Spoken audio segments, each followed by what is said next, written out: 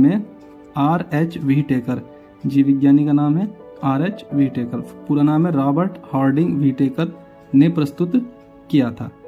ठीक है। Question number 5 है कि 5 जगत पद्धति में कौन कौन से जगत हैं। 5 जगत तो 5 तो होंगे, जो 5 जगत है तो 5 के 5 के नाम हैं मोनेरा, प्रोटिस्टा, फंजाई, प्लांटी और एनिमेलिया। ठीक है, 5 जगत हैं मोनेरा, प्रोटिस्टा, फंजाई, प्लांटी और एनिमेलिया।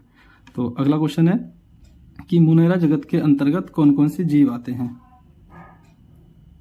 मोनेरा जो हमारा पहला जगत है के अंतर्गत कौन से जीव आते हैं। मोनेरा जगत के अंतर्गत कौन से जीव आते हैं।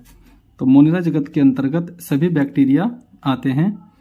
यह पृथ्वी के प्रत्येक स्थान पर किसी न किसी आकार में अवश्य पाए जाते हैं।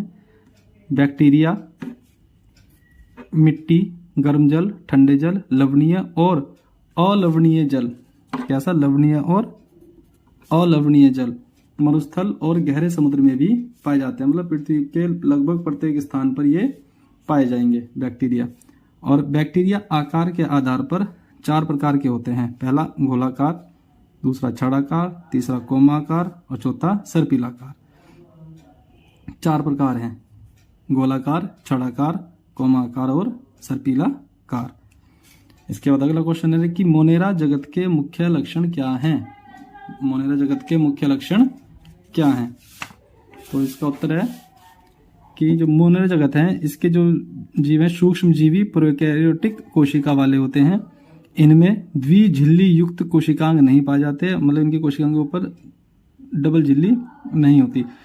यह प्रतिकूल दशाओं जैसे कि ऑक्सीजन की अनुपस्थिति, अधिक लवणीय जल, बहुत अधिक तापमान और अम्लीय मृदा में भी जीवित रह सकते हैं। मतलब ये बहुत ही जो प्रतिकूल दशाएं, मतलब टिपिकल जिस पे सामान्य तौर पर रहना संभव नहीं होता, ये उन स्थितियों में भी ये जीवित रह सकते हैं। आद्य बैक्टीरिया तथा अन्य बैक्टीरिया की कोशिका भित्ति की संरचना एक दूसरे से भिन्न होती है।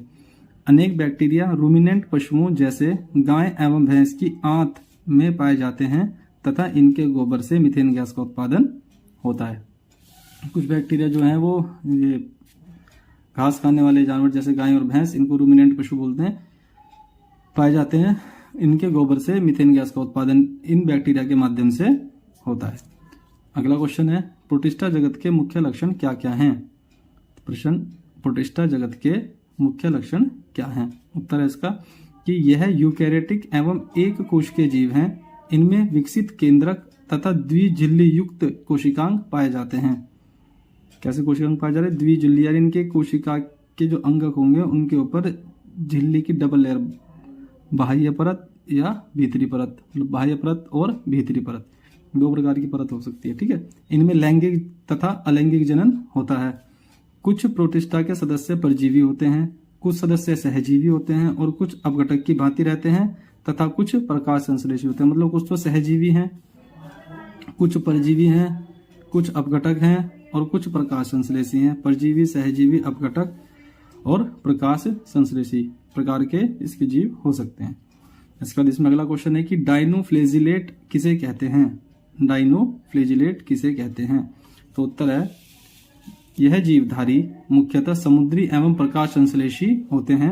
इनमें उपस्थित वर्णकों के आधार पर, जो इनके अंदर वर्णक मतलब कलर वाले पिगमेंट के आधार पर ये पीले, हरे, भूरे अथवा लाल दिखते हैं।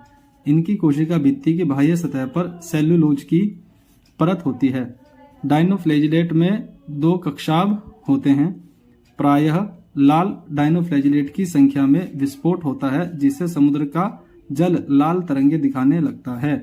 और इसका एग्जाम्पल हो जाएगा गोनियोलैक्स। तो यहाँ भी क्या समझा रहे कि जो डाइनोफ्लेजिलेट्स होंगे ये समुद्र में रहने वाले प्रकाश संश्लेषी हैं और इनमें कलर वाले पिगमेंट होते हैं जिसके आधार पर अलग अलग कलर्स के हमें दिखाई देते हैं। और जो इसमें मुख्य बात यह है कि जो लाल वाला होता है डाइनोफ्लेजिलेट, इनकी ये जब बहुत अधिक मात्रा में ये आ जाते हैं समुद्र में, तो जो समुद्र का जल होता है वो इनकी वजह से लाल रंग का दिखाई देने लगता है। ठीक है। अगला क्वेश्चन है अपवंक किसे कहते हैं। अपवंक कवक किसे कहते हैं। तो उत्तर है इसका कि यह कवक मृत पोषी प्रोटिस्टा है जो तैरती हुई टहनियों तथा पत्तों या पत्तियों के साथ गति करते हुए जैविक पदार्थों का भक्षण करते हैं। प्रतिकूल परिस्थितियों में यह बीजाणु युक्त फलनकाय बनाते हैं। अपवंग क्या है? कवक जो है ये मृतपोषी है, मृतपोषी यानी मृत जीवों के ऊपर रहने वाला या उनसे अपना पोषण प्रदान करने वाला कवक। ठीक है, अगला क्वेश्चन है प्रोटोजोआ किसे कहते हैं? इसका उत्तर हो जाएगा सभी प्रोटोजोआ परपोषी होते हैं जो परभक्षी अथवा परजीवी के रूप में रहते हैं। इन्हें मुख्यतः 4 वर्गों में बांटा जा सकता है। प्रोटोजोआ को मुख्यतः 4 वर्गों में बांट सकते हैं। पहला है अमीबिया प्रोटोजोआ, दूसरा कक्षाभी प्रोटोजोआ, तीसरा पक्षमाभी प्रोटोजोआ और चौथा है स्पोरोजोआ। प्लांटी जगत के मुख्य लक्षण क्या हैं? प्लांटी मतलब पादप। इस समूह के सभी रंगीन बहुकोशिकीय पादप जो पृथ्वी तथा जल में उपस्थित हैं को सम्मिलित किया जाता है। मतलब जितने भी प्रकार के जो हमारे पौधे हैं, वो चाहे वो किसी भी कलर के हों, हरे पीले, आपने देखे होंगे कुछ पौधे लाल भी दिखाई देते हैं पत्ती वाले, तो वो सबको इसी के अंतर्गत आते हैं। तो इसके जो मुख्य समूह हैं पादप जगत के मुख्य जो समूह है वो है शैवाल, ब्रायोफाइट्स, टेरिडोफाइट्स, अनावृत बीजी तथा आवृत बीजी। ये पादप जगत के मुख्य समूह हैं। इसके मुख्य लक्षण किसके? प्लांटी जगत के मुख्य लक्षण निम्नलिखित हैं। इस जगत के सभी जीव बहुकोशिकीय एवं स्वयंपोषी होते हैं, यानी अपना भोजन स्वयं बनाते हैं। इनकी कोशिकाएं यूकैरियोटिक होती हैं। कोशिकाओं के चारों तरफ सेल्यूलोज की कोशिका भित्ति होती है। एक जगह पर स्थिर होते हैं। पादप ही ऐसे जो एक जगह पर स्थिर रहते हैं जीवित में, मतलब जैव में। इनकी कोशिकाओं में लवक पाया जाता है। लैंगिक और अलैंगिक दोनों प्रकार का जनन होता है। अलैंगिक और लैंगिक दोनों प्रकार का जनन इनके अंदर पाया जाएगा। पर्णहरित की सहायता से प्रकाश संश्लेषण के द्वारा भोजन बनाते हैं। कौन? पौधे प्रकाश संश्लेषण की सहायता से भोजन बनाते हैं, इसलिए इन्हें क्या कहते हैं? उत्पादक कहते हैं। भोजन का संग्रह स्टार्च के रूप में होता है। कुछ पौधे विषमपोषी भी हो सकते हैं। कुछ पौधे कीटभक्षी, विषमपोषी मतलब दूसरों से पोषण प्राप्त करने वाले, स्वयंपोषी नहीं, क्या है? विषमपोषी। तो क्या है वो? कीटभक्षी पौधे, जैसे पिचर प्लांट और सनड्यू प्लांट। ये कीटों को पकड़कर ऐसे मतलब कीटों को पकड़ते हैं, उनमें संरचनाएं होती हैं जिसके माध्यम से ये कीटों को पकड़कर उनसे अपना पोषण प्राप्त करते हैं। इसके बाद अगला क्वेश्चन है फंजाई जगत के मुख्य लक्षण क्या हैं? तो इस जगत के जीवों में पर्णहरित नहीं पाया जाता। इस जगत के सभी जीव बहुकोशिकीय एवं विषमपोषी होते हैं। इनकी कोशिकाएं यूकैरियोटिक होती हैं। इनका शरीर अनगिनत धागों के समान तत्वों से बना होता है जिन्हें माइसीलियम कहते हैं। ये इंपोर्टेंट क्वेश्चन है, 1 नंबर में पूछ लेते हैं कि माइसीलियम किसे कहते हैं। इनकी कोशिकाओं में लवक नहीं पाया जाता। इनकी कोशिका भित्ति होती है। भोजन का संग्रह ग्लाइकोजन या तेल के रूप में होता है। यह दूसरे पदार्थों का अपघटन करके अपघटक का कार्य करते हैं। फंजाई में जनन कायिक खंडन, विखंडन तथा मुकुलन विधि द्वारा होता है। अगला प्रश्न है प्लाज्मोगैमी किसे कहते हैं? तो 2 चल अथवा अचल युग्मकों के प्रोटोप्लाज्म का संलयन होना प्लाज्मोगैमी कहलाता है। 2 चल अथवा अचल युग्मकों के प्रोटोप्लाज्म का संलयन होना, जुड़ना प्लाज्मोगैमी कहलाता है। अगला क्वेश्चन है फंजाई जगत को कितने समूहों में वर्गीकृत किया गया है? मतलब फंजाई जो जगत है उसमें कितने समूह होते हैं? तो आप देखिए कि फंजाई जगत को 4 समूहों में वर्गीकृत किया गया है। फंजाई जगत को फाइकोमाइसिटीज, एस्केमाइसिटीज, बेसिडोमाइसिटीज और ड्यूटीरोमाइसिटीज, ये फंजाई जगत के 4 समूह हैं। फिर क्वेश्चन है जंतु जगत के मुख्य लक्षण क्या हैं? जंतु जगत यानी एनिमल्स, जंतु जगत के मुख्य लक्षण क्या हैं? इस जगत के जीव बहुकोशिकीय, विषमपोषी और यूकैरियोटिक कोशिका वाले होते हैं। इनकी कोशिका में भित्ति नहीं पाई जाती। इनमें गति व प्रचलन होता है। ये गति कर रहे हैं, पौधे नहीं कर रहे थे। इनमें लवक नहीं पाया जाता। लवक मतलब कलर वाला पिगमेंट से हरित लवक।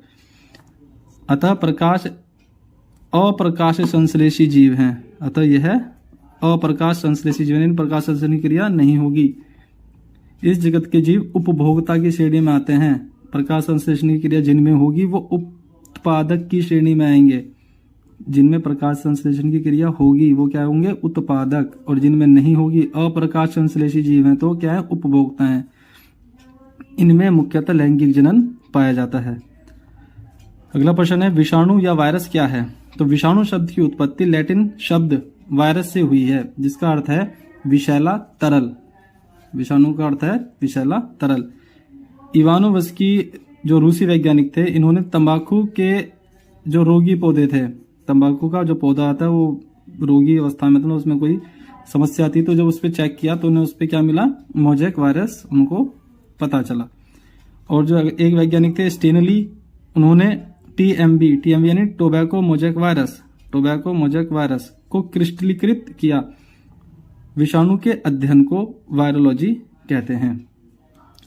तो बहुत बहुत धन्यवाद आपका वीडियो देखने के लिए। और इसमें कुछ टाइपिंग मिस्टेक्स थी, उनको इग्नोर करना। जो मैंने समझाया उसे समझने का प्रयास करना, और जो आपकी समझ में नहीं आ पा रहा है वो दोबारा मेरे से डिस्कस कर लेना, आप क्लास में भी या जहाँ भी आपका जैसे भी व्हाट्सएप वगैरह पे पूछ लेना क्वेश्चन सिर्फ। तो जरा चैनल को सब्सक्राइब कर लें। Thank you.